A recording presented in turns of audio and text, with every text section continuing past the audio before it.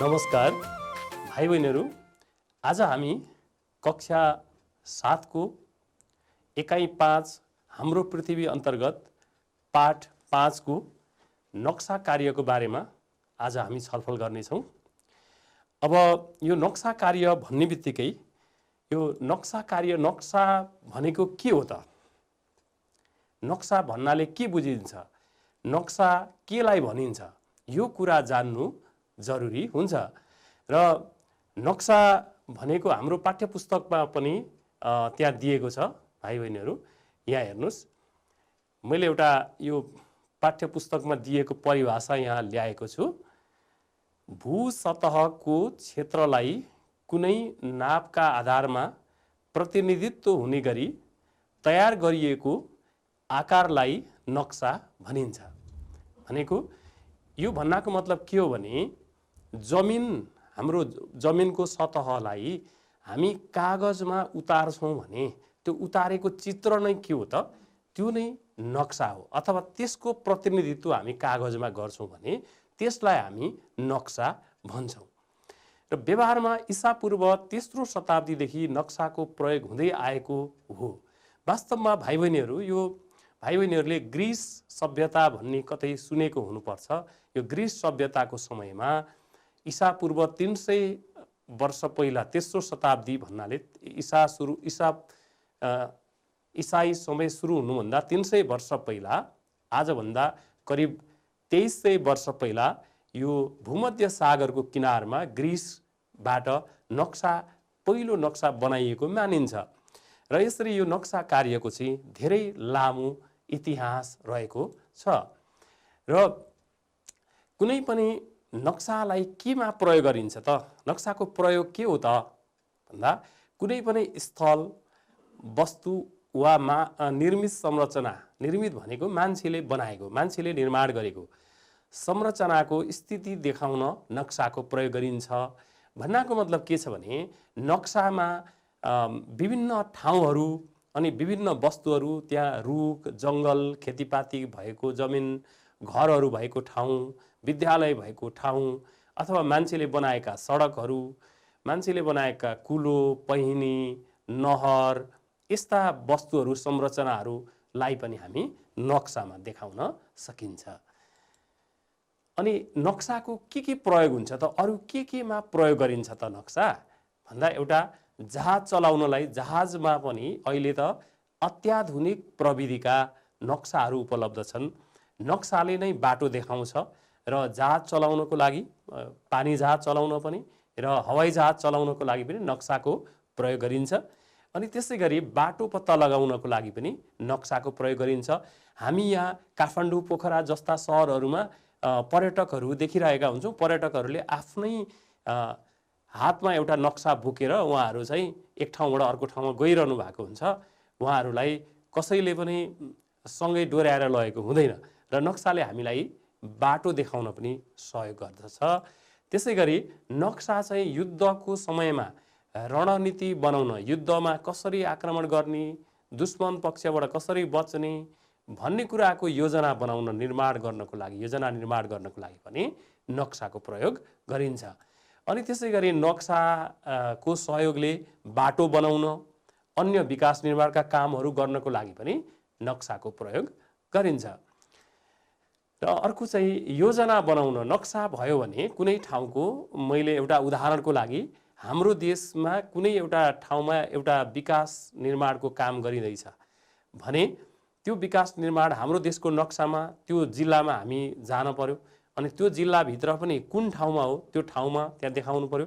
देखाएर त्यसमा पनि कतिवटा, जस्तै एउटा जिल्लामा उदाहरणको लागि चाहिँ जुम्ला जिल्लामा चाहिँ 50 वटा स्वास्थ्य चौकी निर्माण गर्ने भन्ने योजना भयो भने 50 वटा कहाँ बनाउने त? जुम्ला जिल्लाको नक्सा चाहियो, कुन ठाउँमा बनाउने भनेर यसरी योजना बनाउनको लागि पनि यो नक्साको प्रयोग गरिन्छ।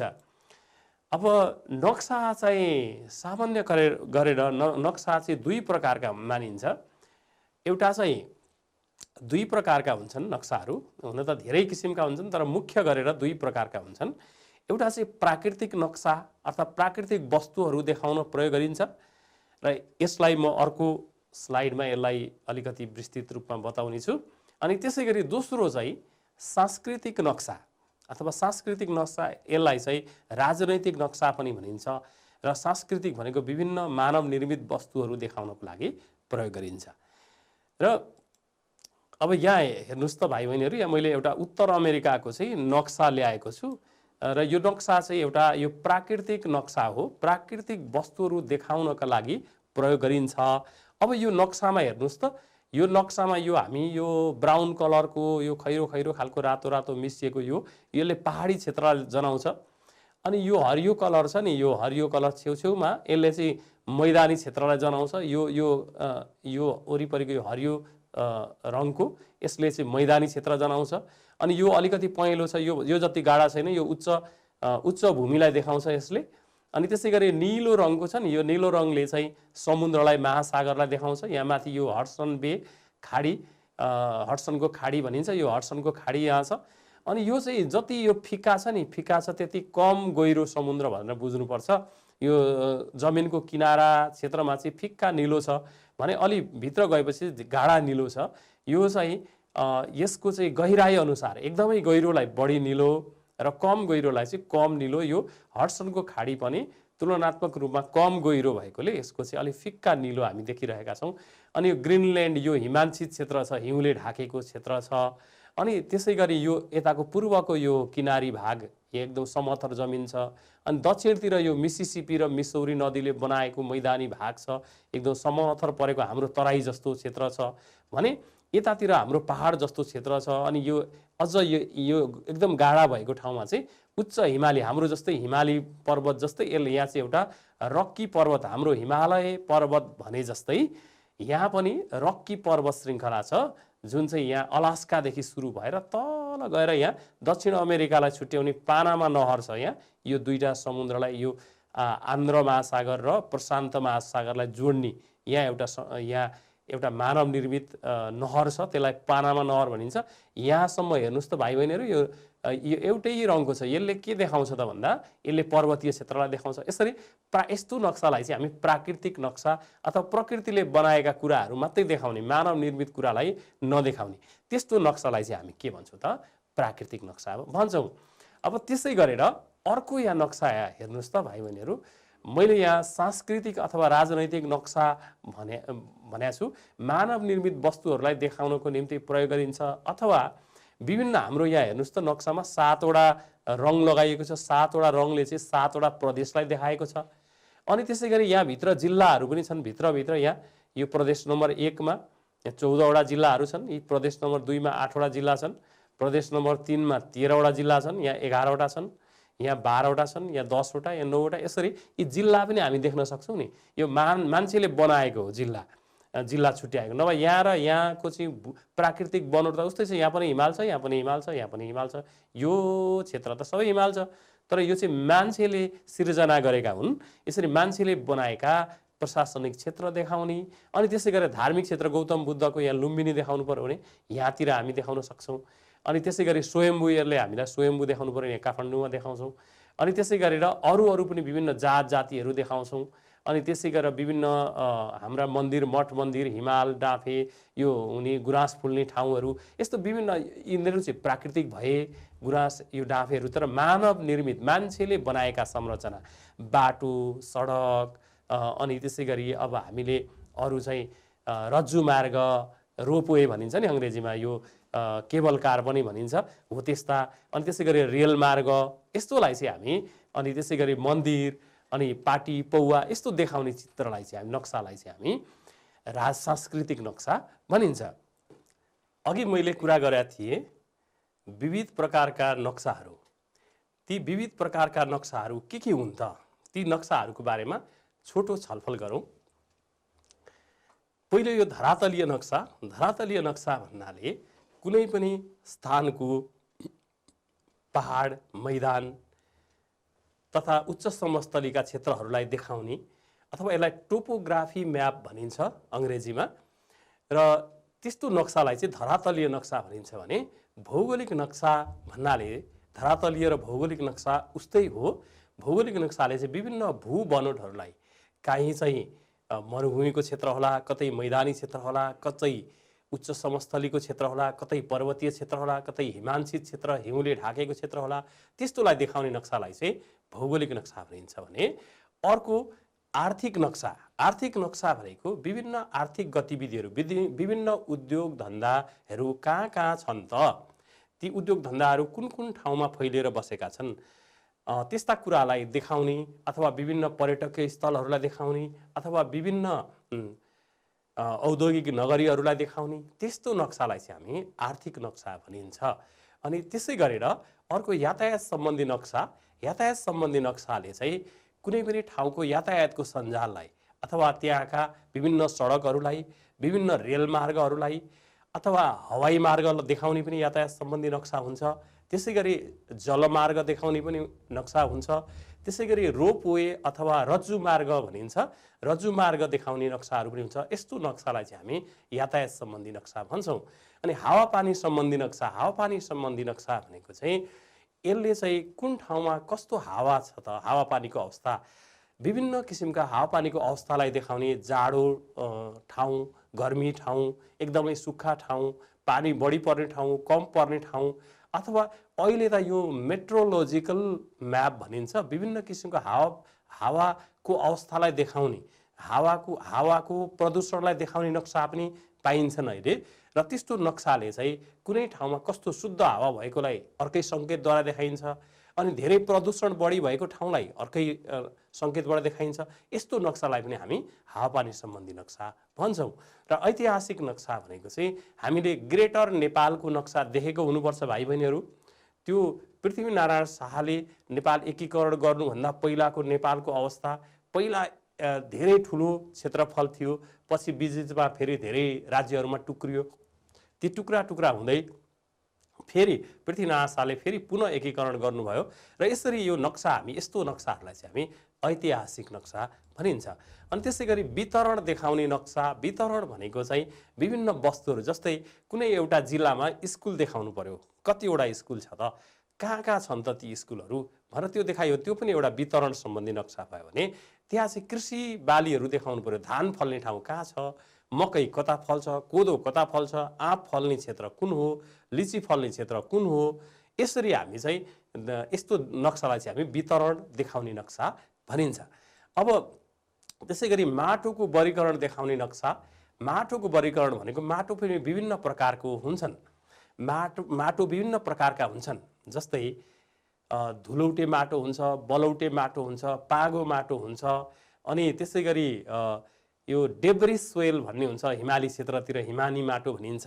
अनि त्यसै गरी अरू विभिन्न प्रकारका माटो, कुनै सेतो माटो हुन्छ, कमेरो भनिन्छ।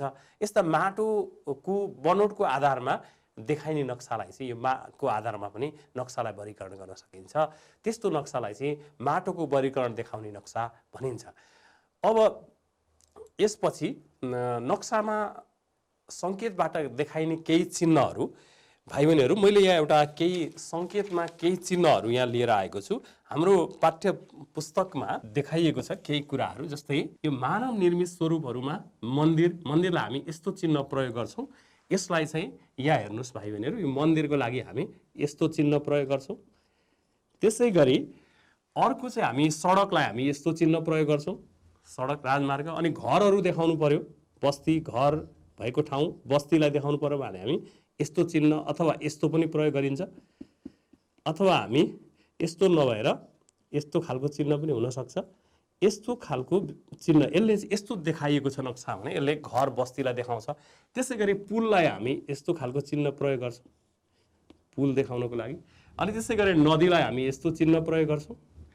त्यसै गरी हामी चाहिँ अरू ताल यहाँ देखाइएको छ, ताललाई हामी यस्तो चिन्ह प्रयोग गर्छौँ, यसरी पनि देखाउन सकिन्छ। यसलाई निलो कलरले देखाउने चलन छ। अनि त्यसै गरी अर्को समुद्रलाई देखाउनु पर्यो भने हामी समुद्रलाई यसरी पनि देखाउन सक्छौँ, तर खास यो चाहिँ रङले देखाइन्छ, निलो कलरले। अघि हामीले उत्तर अमेरिकाको नक्सामा देखाएको थियौँ। त्यसै गरी अर्को चाहिँ हामी अरू चिन्हहरू देखाउँदाखेरि चाहिँ अरू चिन्हहरू पनि हामीले यसरी देखाउन सक्छौँ। यसलाई नहरलाई यसरी देखाउन सकिन्छ, यसले नहरलाई देखाउँछ। क्यानल हामी कुलो पनि भन्छौँ स्थानीय भाषामा। अनि त्यसै गरी वन जङ्गललाई देखाउनु पर्यो भने यस्तो, तराईतिरको जङ्गल देखाउनु पर्यो, पतझर जङ्गल भने यस्तो चिन्ह प्रयोग गरिन्छ भने पहाड उच्च पहाडी क्षेत्रको चाहिँ यो कोणधारी जङ्गललाई देखाउनु पर्यो भने हामी यस्तो खालको चिन्ह प्रयोग गर्छौँ, यस्तो। यसरी चाहिँ त्यसै गरी अरू कृषि उत्पादन क्षेत्र देखाउनु पर्यो, यो एरिया कृषि उत्पादन क्षेत्र जस्तै यो मकै उत्पादन हुने क्षेत्र भनेर हामी यस्तो चिन्ह प्रयोग गरेर पनि देखाउँछ। यसलाई विभिन्न यही मात्रै भन्ने छैन, यसलाई चाहिँ विभिन्न किसिमले हामी सेड गरेर देखाउने चलन छ। अब यस्ता यी नक्साहरू चाहिँ यहाँ हाम्रो पाठ्य पुस्तकमा मानव निर्मित स्वरूप, यो मान्छेले बनाएका स्वरूपहरूलाई, अनि जल स्वरूप यो नदी समुद्र ताल नहरहरूलाई हामी यसरी देखाउँछौँ, अनि वनस्पति कृषि उत्पादन क्षेत्रलाई हामी यसरी देखाउँछौँ। अब यो मात्रै नभएर धेरै चिन्हहरू छन्, जस्तै पहाड देखाउनु पर्यो भने हामीले पहाड टाकुरा देखाउनु पर्यो भने यस्तो चिन्ह प्रयोग गर्छौँ, तर अग्ला पहाडलाई देखाउनु पर्यो भने चाहिँ हामी यस्तो चिन्ह प्रयोग गर्छौँ, तर पुरै पर्वत श्रृङ्खलालाई देखाउनु पर्यो भने हामी यस्तो चिन्ह प्रयोग गर्छौँ, पर्वत श्रृङ्खलालाई। यस्तै धेरै कुराहरू, सहरलाई देखाउनु पर्यो भने हामी यस्तो सानो सहर, अनि यो ठुलो सहर र यो मेगा सिटी भनिन्छ ठुल्ठुलो सहरहरूलाई हामी यस्तो चिन्ह प्रयोग गर्छौँ। त्यस्तै धेरै किसिमका चिन्हहरू छन्। यी चिन्ह भनेको चाहिँ के हो भने यिनीहरू चाहिँ यो नक्साको भाषा हो। यो चिन्ह देखाएपछि अमेरिकाको अङ्ग्रेजी बोल्ने मान्छेले पनि पहाडै भनेर चिन्छ टाकुरा, त्यसै गरी यो जापानकोले पनि यसलाई पहाडै भनेर चिन्छन्, जर्मनी स्पेनिस फ्रेन्च डच जति पनि भाषाहरू छन्, हिन्दी उर्दू जति भाषा बोल्ने संसारभरिको मान्छेहरूले यो देखाउनु बित्तिकै यसलाई चाहिँ पहाड अथवा टाकुरा भनेर चिन्छन्। यिनीहरू चाहिँ के हुन् त, संसारभरिको मान्छेहरूको भाषा जस्तै यो चिन्हले चाहिँ सबैले एउटै चिन्ह प्रयोग गरिन्छ। यस्ता चिन्ह चाहिँ परम्परागत समयदेखि प्रयोग हुँदै आएकोले यिनीहरूलाई परम्परागत चिन्ह पनि भनिन्छ। र यी चिन्हहरू हामीले नक्साबाट, यस्ता चिन्हबाट नक्सामा के छ त भनेर हामी थाहा पाउन सकिन्छ भाइ बहिनीहरू। अब त्यसपछि अर्को यहाँ हेर्नुहोस्, नक्सामा नापो अथवा स्केलको प्रयोग के छ त, स्केल भनेको के हो त भनेर सामान्यतया भाइ बहिनीहरूले यसलाई स्केल भनेको सुन्छु म कतिपय, तर यो स्केल होइन, यसलाई चाहिँ रुलर भनिन्छ। स्केल भन्ने र रुलर दुवै अङ्ग्रेजी शब्द हुन्। र स्केल भनेको चाहिँ के छ भने यहाँ दिएको छ नि यो अङ्कहरू, यो चाहिँ स्केल हो वास्तवमा। र यो स्केल भनेको कस्तो छ भने हामी नक्सामा काहीँ हेर्छौँ 1 सेन्टिमिटर बराबरी 40 किलोमिटर लेख्या हुन्छ नि। अब यो भनेको के त भन्दा यसले चाहिँ हाम्रो कागजमा, यहाँ अहिले म एउटा नक्सा देखाउँछु, यो नक्सामा चाहिँ हाम्रो कागजमा चाहिँ 1 सेन्टिमिटरले यसलाई चाहिँ वास्तविक दूरी चाहिँ 40 किलोमिटरलाई देखाउँछ भनेर यसरी हामीले बुझ्नुपर्छ। यसरी नक्साको तल पुच्छरमा यस्तो स्केल लेखेको हुन्छ र स्केल पनि विभिन्न प्रकारका हुन्छन्। यो हामी ठुलो कक्षामा गएपछि पढ्छौँ। हामीले यो नक्सा हेर्दाखेरि चाहिँ त्यो नक्साको एक ठाउँदेखि अर्को ठाउँ कति रहेछ त, त्यसको दूरी कति छ त भन्ने कुरा थाहा पाउनलाई पनि हामी नक्साको प्रयोग गर्छौँ। त्यसलाई थाहा पाउनको लागि चाहिँ स्केलले हामीलाई सहयोग पुर्याउँछ। र अब हामी चाहिँ आजको कक्षा मुख्य रूपमा नक्सा कार्य भएकोले गर्दाखेरि आज मैले भाइ बहिनीहरू अगाडि नै एउटा यो ग्राफ बनाइसकेको छु। यो नक्सा हामीले बनाउनको लागि चाहिँ एउटा ग्राफ बनाएको छु। नेपालको नक्सा बनाउने अभ्यास गर्नेछौँ अनि त्यसपछि अन्य कुराहरू पनि मैले भन्ने नै छु। अब यो नक्सा बनाउने विधिमा यहाँ हेर्नुहोस् त, मैले अलिकति एउटा केही कसरी बनाउने भनेर, अनि पहिलो चरणमा वास्तविक नक्सामाथि ग्राफ गर्नुपर्दछ। वास्तविक नक्साबाट उतार्ने विधि हो यो आज हामीले अभ्यास गर्न लागेको। सोही पहिलो चरणमा वास्तविक नक्सामाथि ग्राफ गर्नुपर्दछ। दोस्रो चरणमा सोही बराबरको ग्राफ बनाई नेपालको नक्साको फैलावट भएको ठाउँमा चिन्ह लगाउनुपर्छ। यसलाई म पछि देखाउने पनि छु भाइ बहिनीहरू। अनि तेस्रो चरणमा उक्त फैलावटको आधारमा नेपालको नक्सा कोर्दै जानुपर्छ। अनि 4 नम्बरमा नेपालको सिमाना रेखाहरू कुनै भित्र कुनै बाहिर पसेका छन्, यस्ता भागहरूलाई जस्ताको तस्तै कोर्ने अभ्यास गर्नुपर्छ। त्यसपछि नेपालको नक्सालाई राम्रोसँग उतार्ने अभ्यास गर्नुपर्छ। यसरी पटक पटक दोहोऱ्याउँदै अभ्यास गर्दै गएको खण्डमा धेरै पटकको अभ्यासपछि नेपालको नक्सा नहेरिकन पनि बनाउन सकिन्छ। भन्नाको मतलब यो ग्राफिक विधि भन्छौँ जुन हामी वर्ग विधि, यो चाहिँ वास्तवमा वास्तविक नक्सा हेर्दै उतार्ने विधि हो। तर हामी यो नक्सा यसरी निरन्तर आफै बनाउँदै जाँदा नहेरिकन पनि बनाउन सकिन्छ यही विधिलाई प्रयोग गरेर पनि। अनि नक्सा निर्माण गर्ने विभिन्न तरिकाहरूमध्ये ग्राफिक विधिबाट नक्सा बनाउने तरिका।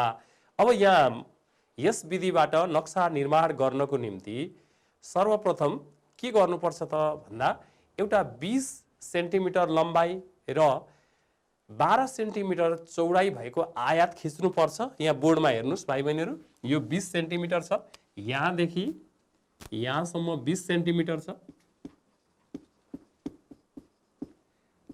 यहाँ 4 4 4 4 4 छ, त्यसै गरी यतातिर 4 4 4 12 सेन्टिमिटर छ। यहाँ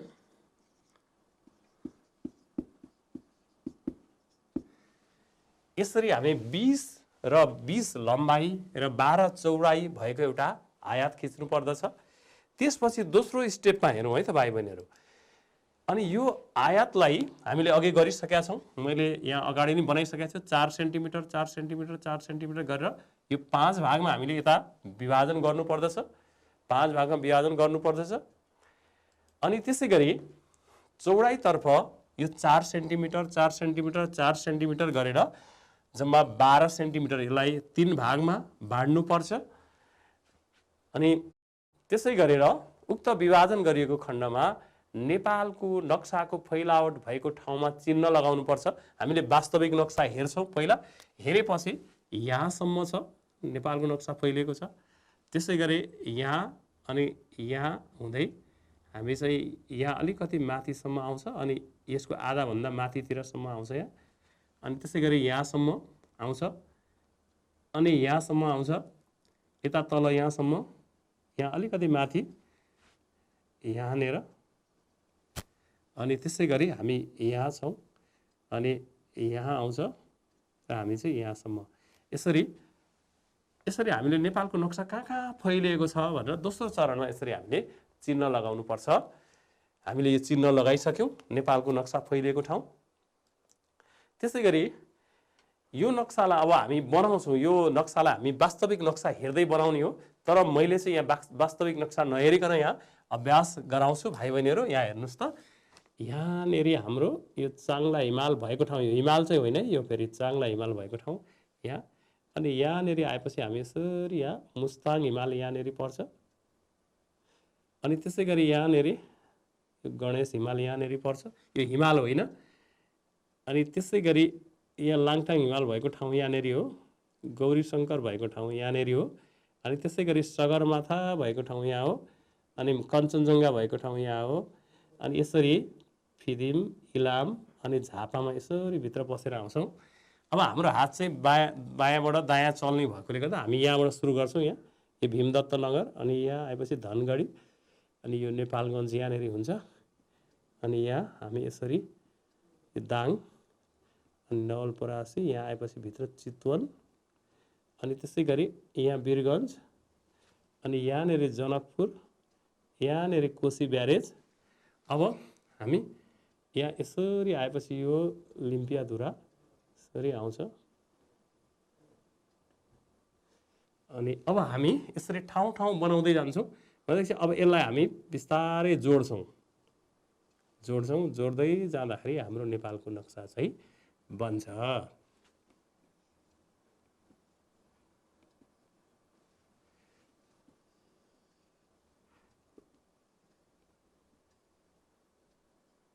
ल हेर्नुहोस् त भाइ बहिनीहरू, नेपालको नक्सा बन्यो होइन त?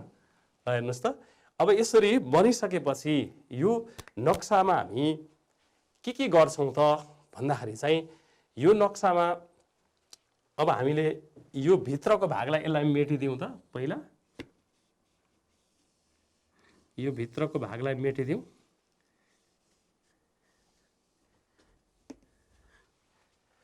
अब यसपछि भित्रको भागलाई मेटिदिइसकेपछि अब नक्सा अझ राम्रो देखिएको छ।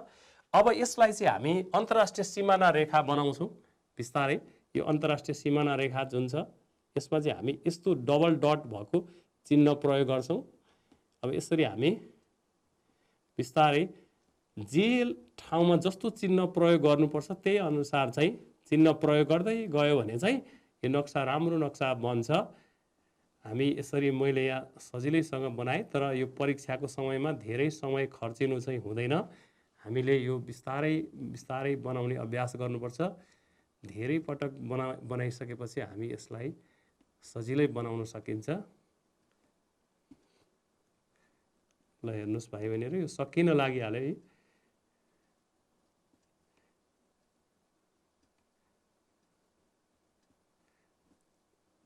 बनिसक्न लाग्यो। अब यसरी हामी विभिन्न ठाउँहरू पनि याद गर्दै जानुपर्छ। हामी यो नक्सा बनाउँदाखेरि कुन ठाउँ कहाँ पर्छ भन्ने कुरा हामीलाई चाहिँ ख्याल गर्नुपर्छ, जसले गर्दा हामीलाई नक्सा अध्ययन गर्न एकदमै सजिलो हुन्छ।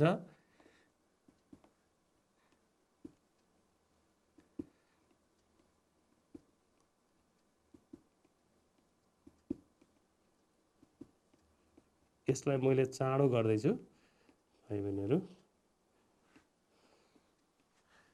यसलाई पहिला मेटेर अनि बनाउँछु म।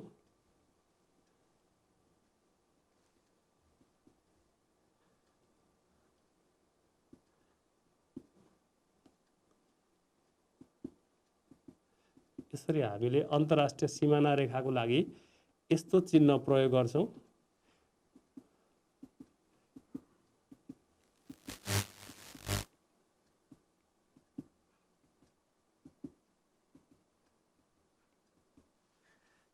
यसरी हाम्रो नक्सा बन्यो भाइ बहिनीहरू। अब यसलाई नक्सा बनाइसकेपछि हामीले नक्सामा चाहिँ हामी उत्तर दिशा देखाउने चलन छ। हामी यसलाई यसको लागि चाहिँ यसरी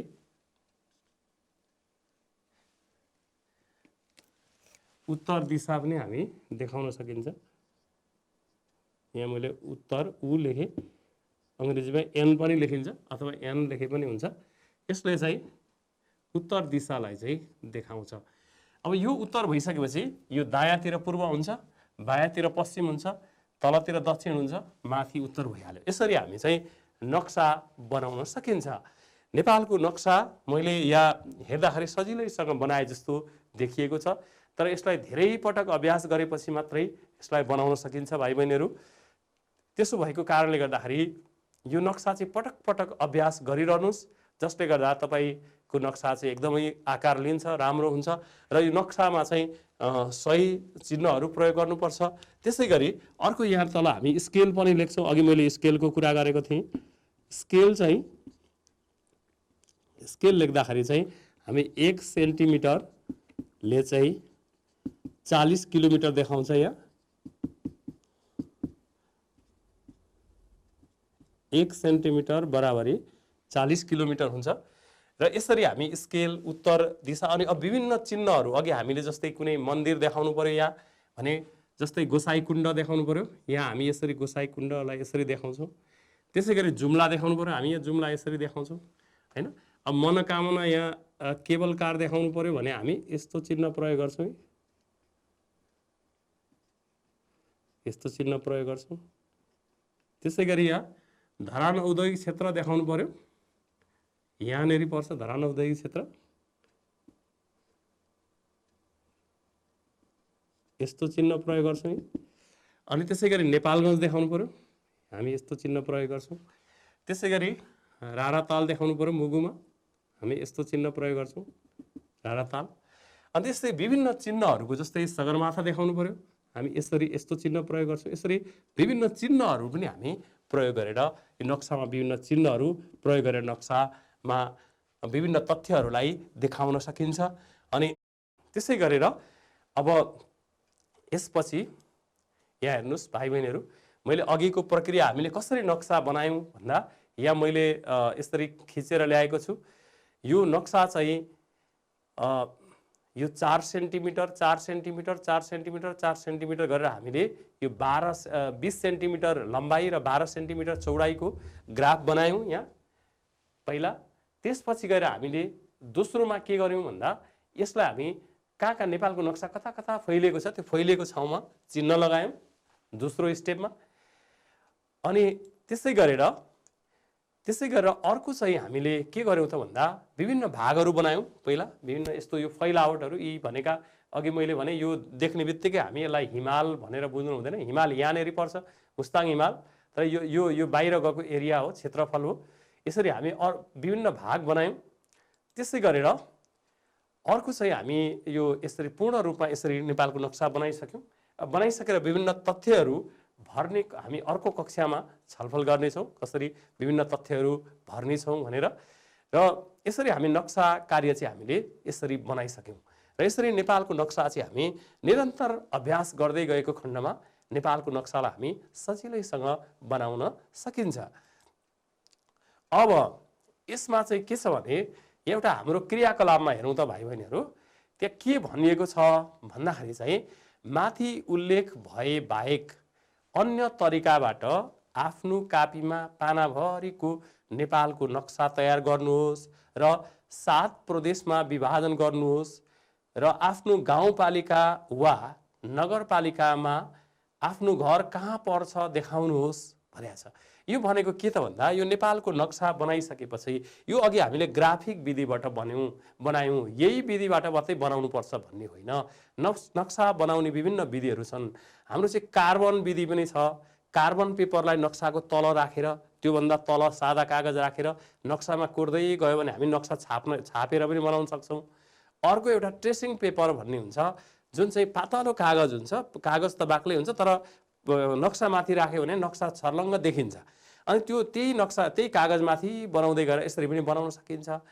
अनि अरू विधिहरू पनि छ, नक्सा बनाउने धेरै विधिहरू छन्। हामी गुगल म्यापबाट पनि बनाउन सकिन्छ। अरू GIS भन्ने प्रविधि, धेरै प्रविधिहरू छ अहिले त। तर हामीले कुनै पनि एउटा प्रविधिबाट नक्सा बनाउनुहोस्। त्यो नक्सालाई चाहिँ 7 प्रदेशमा हामीले यहाँ विभाजन गरेका छैनौँ, 7 प्रदेशमा विभाजन गर्नुहोस् भनेको। जस्तै अब यो प्रदेश नम्बर 1 यसरी आउँछ, प्रदेश नम्बर 1 यहाँ पर्छ है। अनि त्यसै गरी प्रदेश नम्बर 2 यहाँनिर पर्छ। अनि प्रदेश नम्बर 3 यहाँबाट आउँछ यसरी। अनि प्रदेश नम्बर 4 यहाँ छ यसरी। अनि प्रदेश नम्बर 5 पनि यसरी आउँछ। अनि यहाँ आएर यहाँ कैलाली त्यसको पूर्वी भाग बर्दियासम्म छ प्रदेश नम्बर 5। अनि त्यसै गरी यो प्रदेश नम्बर 7 यहाँ पर्छ, यसरी आउँछ। प्रदेश नम्बर 6 यो प्रदेश नम्बर यो सुदूरपश्चिम प्रदेश भयो। यो हेर्नुहोस्, 7 प्रदेशमा विभाजन गर्नुहोस्। अनि यो 7 प्रदेशमध्ये यो प्रदेश नम्बर 1, अनि त्यसै गरी यो प्रदेश नम्बर 2 यो बागमती प्रदेश। यी दुईटा प्रदेशको नाम राख्न बाँकी छ। यसलाई चाहिँ गण्डकी प्रदेश, लुम्बिनी प्रदेश, कर्णाली प्रदेश अनि सुदूरपश्चिम प्रदेश गरेर हामी 7 वटा प्रदेशमा चाहिँ नेपाललाई विभाजन गरिएको छ। यसपछि मेरो घर कहाँ हो त? सपोज मेरो घर चाहिँ यहाँ वीरगञ्जमा छ भने मैले मेरो जिल्लाको नक्सा देखाउनु पर्यो।